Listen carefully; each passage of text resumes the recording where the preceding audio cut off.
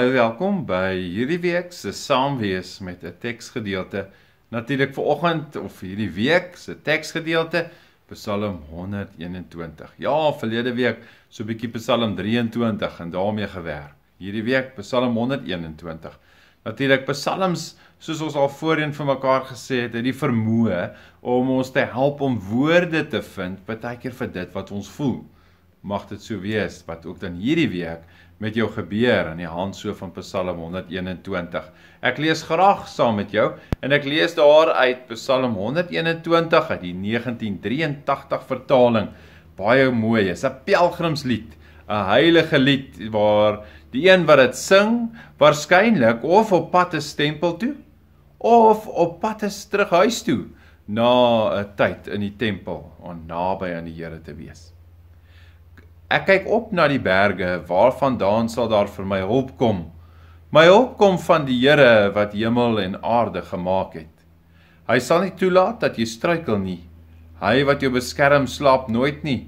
Waarlik, die beskermer van Israel sluimer nie in nie, en hy slaap nie. Die Here beskerm jou. Die Here bewaar jou van alle gevare. Bedag sal die son jou nie steek nie, en snags sal die maan jou nie kwaad doen nie. Die Here sal jou beskerm teen alle gevaar. Jou lewe sal hy beskerm.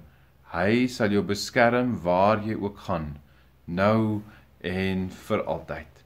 Ja, as jy vanoggend dalk hierdie teksgedeelte lees of daarna luister, wat is dit wat vir die eerste keer, of wat is dit wat jou dalk eerste keer wat jy raak sien, of dit wat dalk jou opval? Wat val jou op in hierdie teksgedeelte vandag? Kom ons bid saam. Here ons Here, vandag kom sing ek saam met die pelgrim, ook net soos 'n pelgrim hierdie heilige lied. Waar sal my hulp vandaan kom? My hulp kom van die Here wat hemel en aarde gemaak het. Here, mag U saam met my wees in hierdie week en wat hierdie week ook vir my mag bring.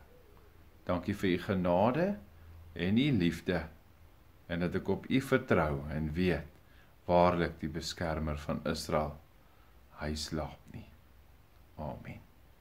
Mag jy 'n mooi en 'n geseënde dag hê, en mag hierdie teksgedeelte dan ook in hierdie dag so oor jou hart spoel en in jou gedagtes met jou besig wees, en mag jy iets besonders van die Here daarin raak sien. Mooi bly.